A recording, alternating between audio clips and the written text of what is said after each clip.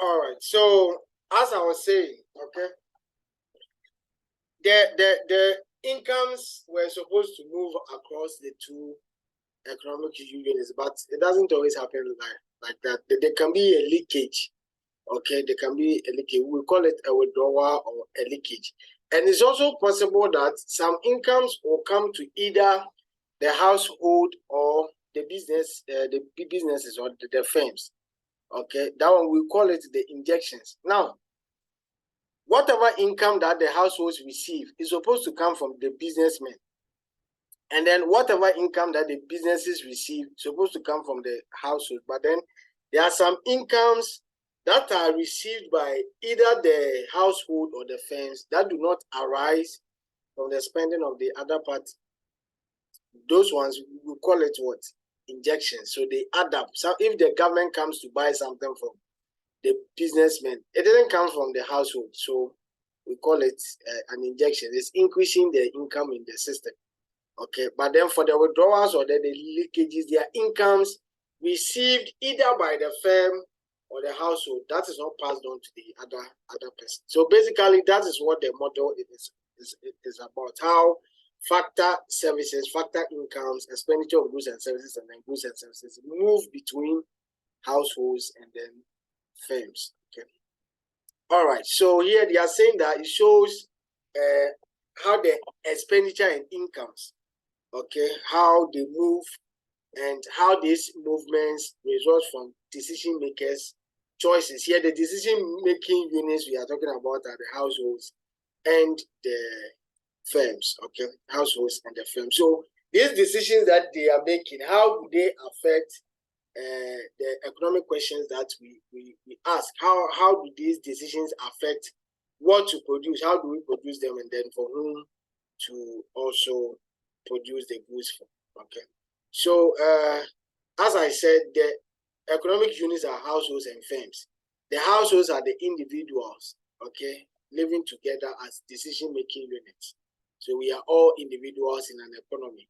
And then the firms are the institutions responsible for organizing the production process. Okay, so whatever goods and services that will be produced should be done by the firm. So these are the two economic units or the decision-making units. Now, they both go to markets. In economics, okay, market is not just like a particular geographical point. That's a social definition of market. But then in economics, market is any arrangement at all that brings buyers and sellers together, okay, just for them to engage in an economic transaction. That is why we have online market. You don't see people going there.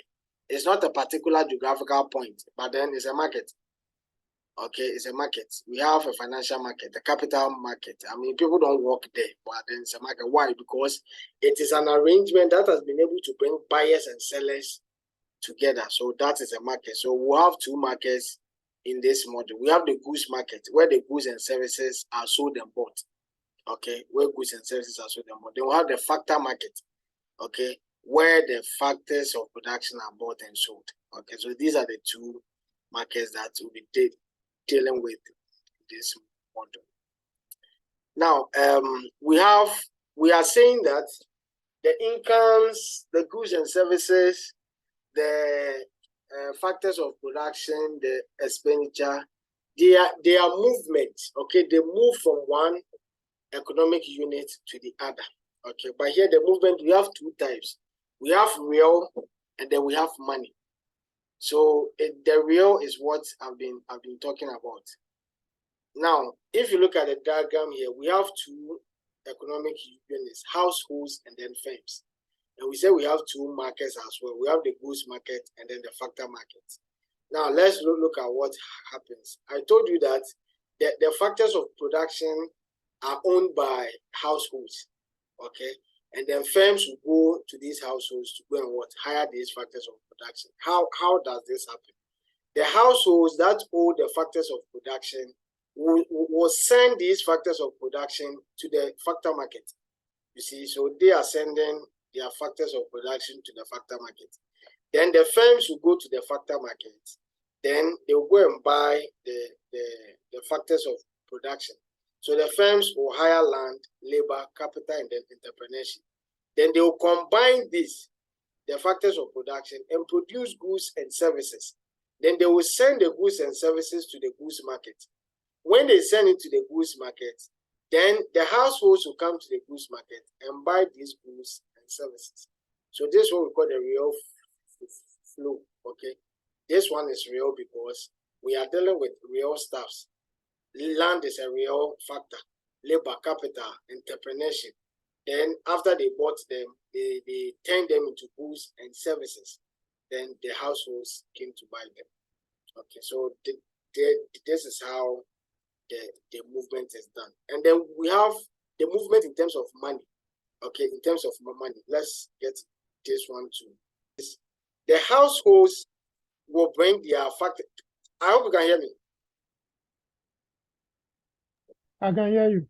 All right. So now, as the households brought their factors of production to the factor market and sold it to the firms will pay them factor incomes.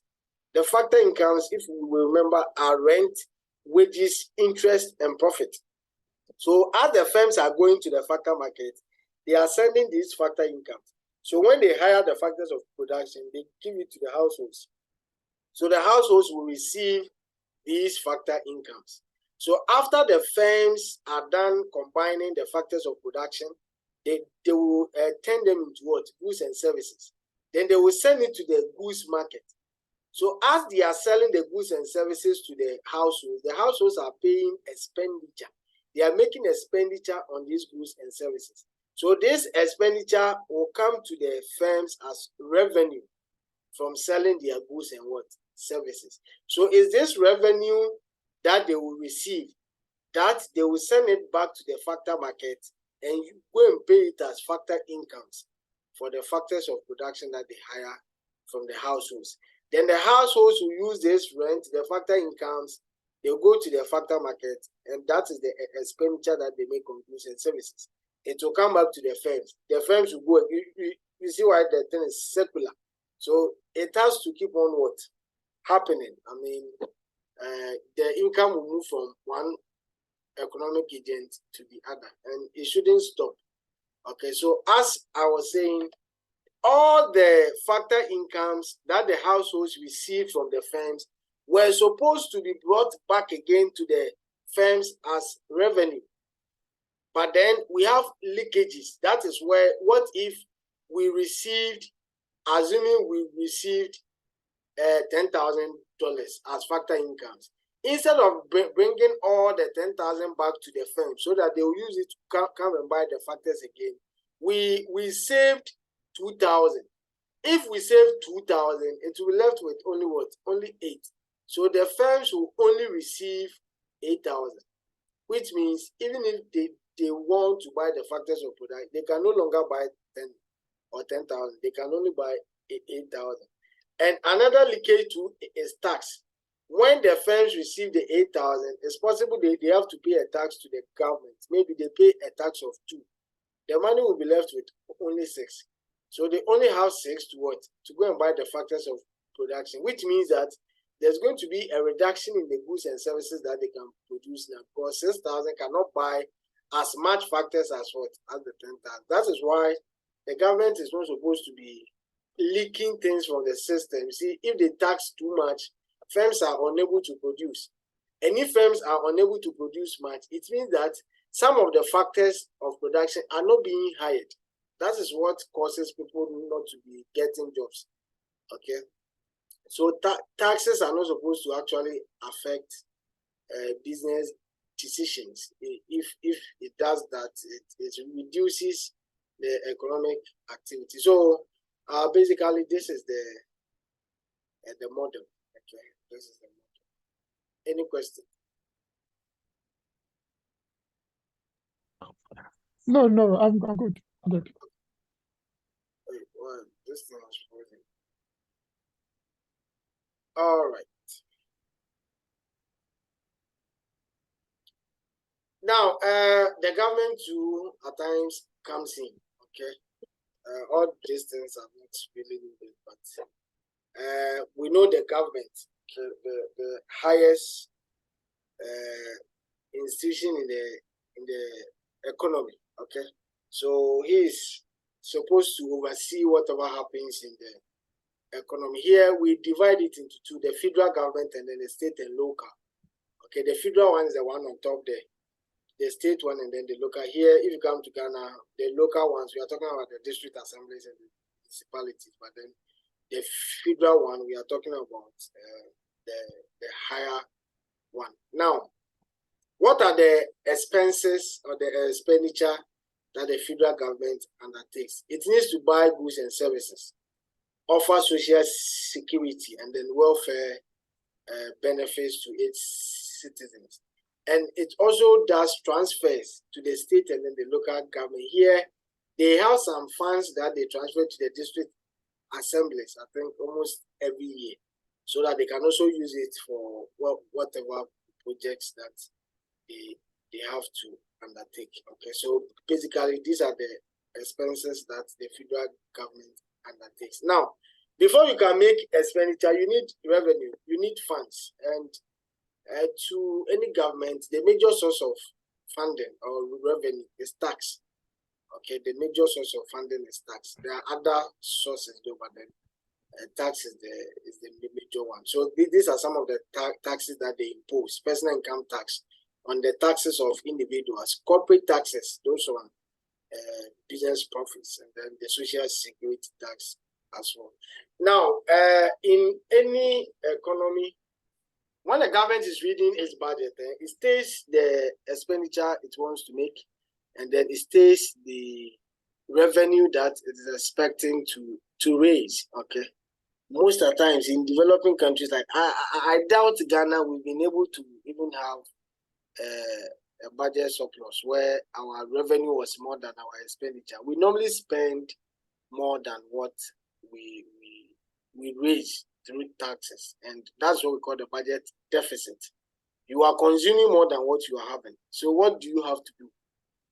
So even if you look at this, okay, now in 2010, they are saying that the United States spent what 3.5 trillion, but then the taxes that they raised was less than that, which means that the government was running a budget deficit. You are spending more than what you are getting. So what do they have to do? They have to borrow money. Okay, they have to borrow money, what we call the government debt. So they borrow money so that they will be able to pay off the expenditure that they are taking. So that's for the federal. And then for the state and local too, they also buy goods and services. They provide welfare benefits for the people there at the local level, and they also collect taxes. Here in Ghana, you see those, the poll tax, the road toll, and there's small taxes that the hawkers pay. All those ones are administered by the local government, the sales tax, and then property tax. You see, every year we pay a property tax on the buildings we own and all that. Even television, we are supposed to pay taxes, but then the tax system isn't a very good one, so they are unable to administer it. How do you even get people to pay taxes on the television? I mean, it's not a good tax system, so it's very hard for them to get the revenue. Now, when we take our model, the two-sector model that we looked at, what if we bring the government to the center? What will be the activities of the government? Now, the first one is that household pay taxes to the government, personal income tax.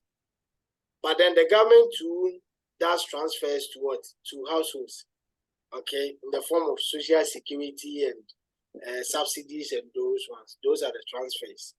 And then firms too pay taxes to the government. The government too gives transfers to the firms in the forms of subsidy, tax holidays, tax exemptions, and all that. Okay, so this is the new addition. And also, the government can also buy goods and services from the goods market, from the firms. Okay, so this will be an injection. The government is buying something from the firms. So the money that the firms will receive wouldn't be coming from the household. That is an injection. The transfers that the households will receive from the government it's an injection because it is not coming from the firms.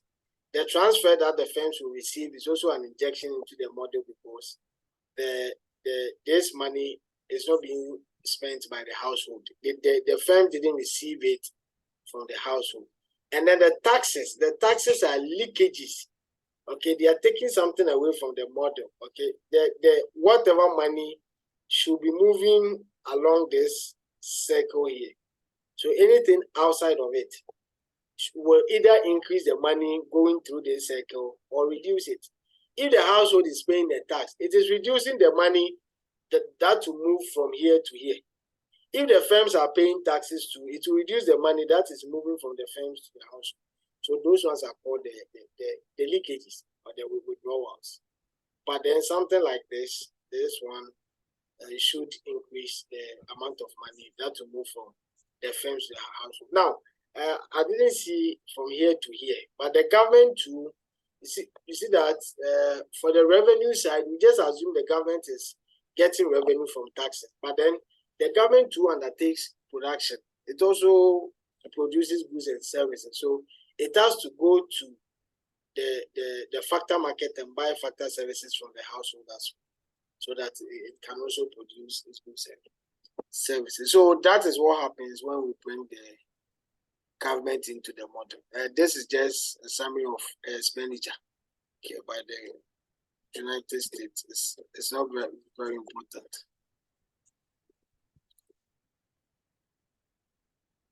All right, so you see, I was talking about the national debt. Okay, the amount of money that the government borrows, either internally or externally. Internally, the government can borrow from its own people. You see the treasury bills that they sell. Okay, it's a form of borrowing. You are taking money from us to fund your business or to fund your expenditure. Okay, then later on you pay us. So that is an internal or a domestic way of the government borrowing money. Or the government can go to the external financial sources, IMF, World Bank, even borrow from other countries, okay, just to come and pay off whatever budget deficit that they are running. So this is something you have to pay interest on. Okay, so if it's going to be on a monthly basis, every month you have to pay an interest on it and all that. Okay. All right. For expenditure, we normally spend on education. Now, these are the services that we normally spend on: education, health, highways, roads, and all those ones. And then provision of goods and services to increase societal welfare. Okay, they have to be producing things, mostly services. Okay, that will increase the standard of living of its citizens. Okay, so that is that. This is just a summary of whatever is happening there. All right, so I guess we will end this one too here today. Then, God willing, tomorrow we have to go through the questions again. So I have to quickly set the online test, and then I'll give you the link. Then you try it just like we did for the other time. So, we should make it Saturday so that you get time to go over what we've done today and tomorrow.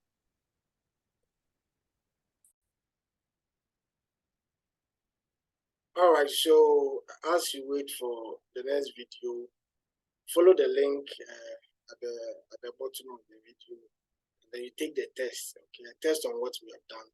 Go through the slides. When you're done, take the test as you wait for the other video. Don't forget to subscribe, okay, and share. Enjoy.